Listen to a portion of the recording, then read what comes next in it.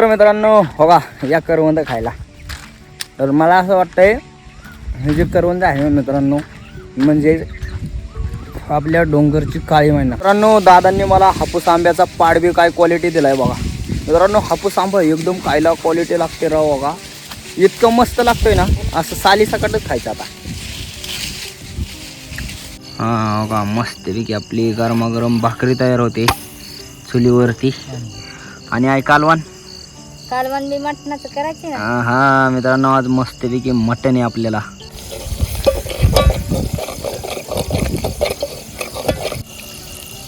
आपलं सगळं आता हे मटण बिटण टाकायचे मित्रांनो. मस्तपैकी आपलं जेवणाचं ताट आलेलं आहे.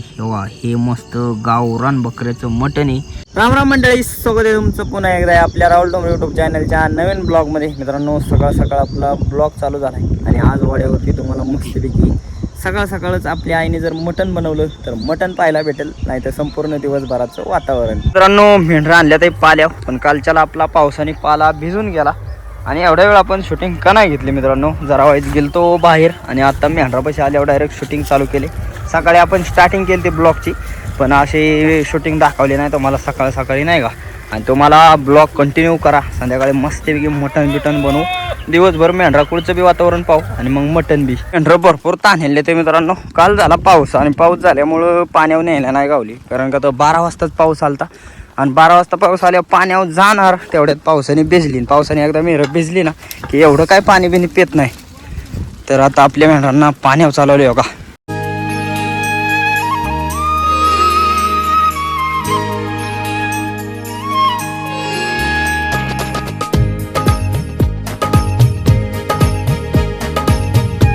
कालच्याला पाणी न पाजल्यामुळं काय झालं दादा? कशी काय? काल पाणी नाही ना, काल पाणी पावसामुळे गेलीच नाही. काल 12 वाजताच पाऊस आलता दादा, हा ना, आज 2 वाजता आली मिळं पाणी. पण पाण्यावर मित्रांनो तुटूनच पडले ते बघा. निबार पाणी पिते ते. तर मित्रांनो आता काय झालं, सकाळ धरणं भरपूर उकाडते आणि उकडत असल्यामुळं आपण मेंढर काय सावलीला बसवणार नाही, कारण का आता पाऊस कधीही येऊ शकतो मित्रांनो नाही का. एवढं ऊन लागते उकाडते, त्यामुळं हा वळवाचा पाऊस कधी येईल काय सांगता येत नाही. त्याकरता आपल्या मेंढरांचं पहिलं पोट भरलं पाहिजे. त्यासाठी डायरेक्ट मेंढर आता चालवले ते कांद्याच्या पातीत. तिथं आता भोगा भागा तर भिजलायच, ती चारायचं आता कांदे कुंद. मेंढरं कांद्याच्या पातीत आले ते, पण भोगा भागा केला मित्रांनो पावसाने वायाला. आणि त्याच्यात ज्या आपल्या चिंगळ्या आहेत ना आता ह्या बारक्या बारक्या त्या आहेत मेंढरांना खायला. दादा कसं थांबले ते बघा. आता मस्तपैकी कांद्याची पात बी चारून कांदा चारून मेंढरांना न्यायचे वाड्याला आपल्याला. मित्रांनो शेतकऱ्यांचं भरपूर नुकसान झालं या. अशा कांद्याचे चिंगळे किती पडले ते बघा या. हे जाग्यावर खराब झाल्यामुळं असं त्यांनी आपल्या बकऱ्यांना चारायला दिले.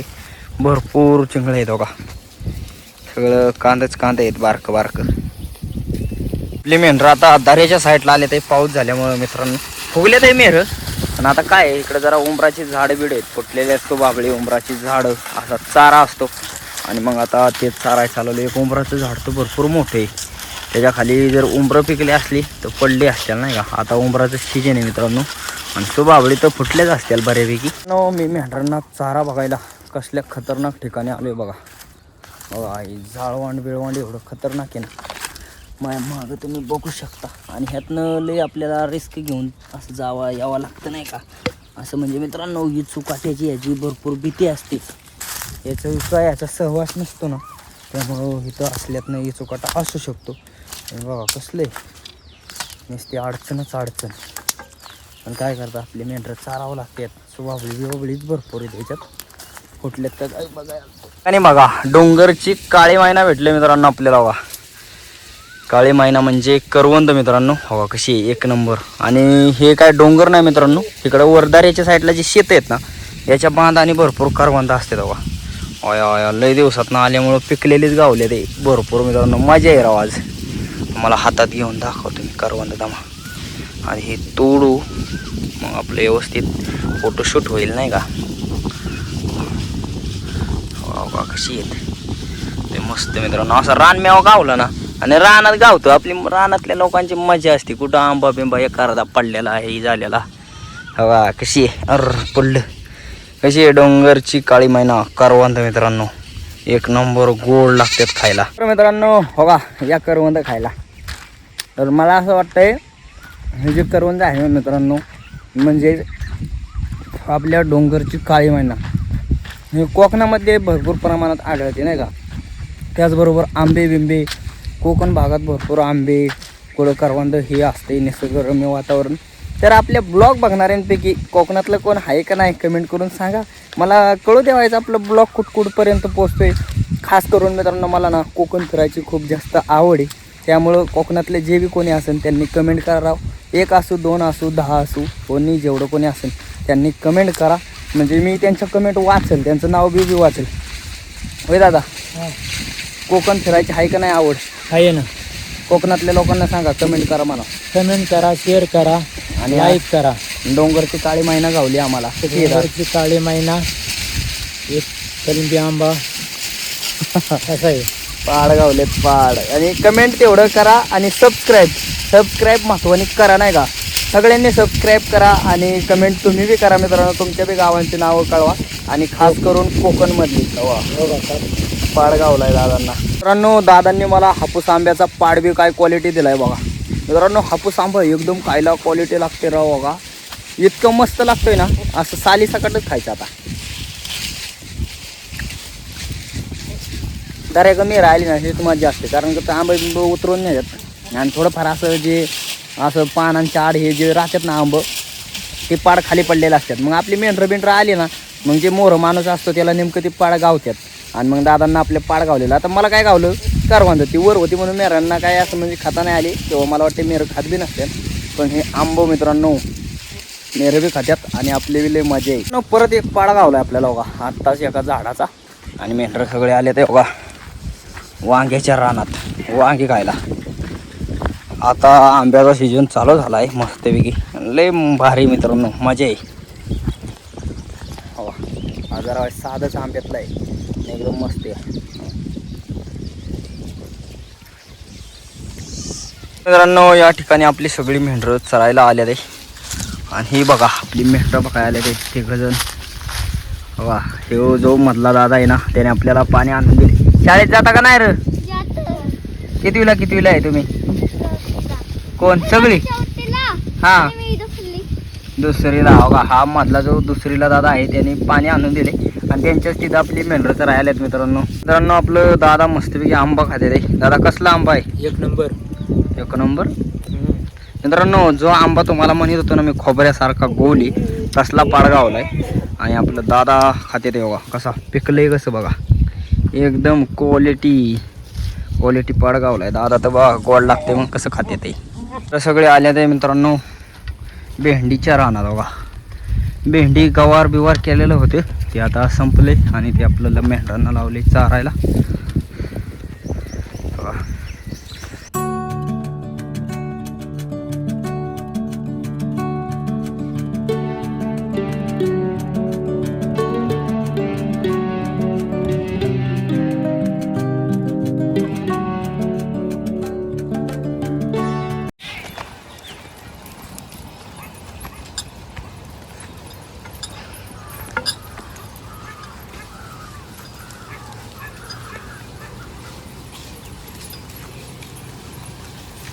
वाड्यात मेंढरं आली ना मित्रांनो की आपल्याला भेटा येणार आपलं 2 वाघ. बघा कसं करते हो, कसं चावते काळ्याला. होय होय होय होय होय होय होय होय होय काळो आमचा आहे, काळो आमचा आहे. हो काळो.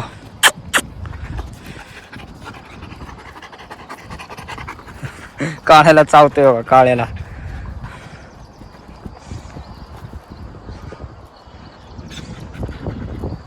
तर मित्रांनो मस्तपैकी आपली शेवटची भाकर. आईने बराच वेळ झाला भाकरी बिकरी बनवल्यात. किती भाकरी केल्यात आई? 4 भाकरी. आणि सकाळच्या बी आहेत ना? सकाळच्या बरेच आहेत पण आपल्या केल्या ताज्या.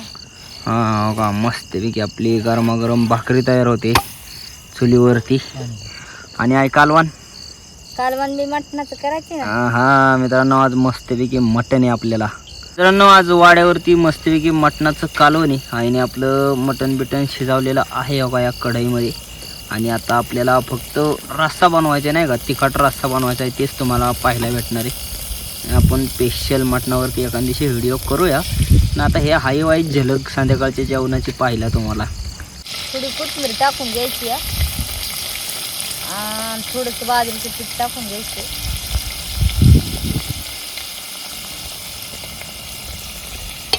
साधं सोपं मस्तपैकी आपलं गावरान वाड्यावरचं मटणाचं कालवण तयार होते मित्रांनो. या ठिकाणी हे आपलं मटण शिजवलेलं आहे आईने आणि हा करायचा आहे रसावायच खळगुट. आता हे थोडासा घरगुती मसाला टाकून घ्यायचा. वाड्यावरचा आपला घरगुती मसाला मित्रांनो या ठिकाणी टाकून घेते आहे. याची ग्रेव्ही करायची, कोथिंबीर टाकली, पीठ टाकले मस्तपैकी. आता याला चांगलं असं हलवून घ्यायचे, ग्रेव्ही बनवायची.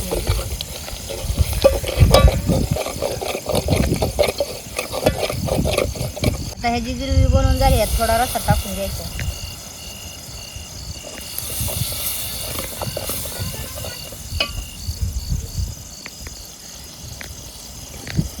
आता चांगला असा रस्सा व्हायचा, चांगलं शिजून द्यायचे. हे रस्सा टाकून आता हे चांगलं शिजून झालं व्हायचं. आता ह्यात चांगलं रस्सा टाकून घ्यायचं. आपलं सगळं आता हे मटण बिटण टाकायचं मित्रांनो. आपलं काही जास्त मटण नाही, थोडंच आहे पण एकदम क्वालिटी.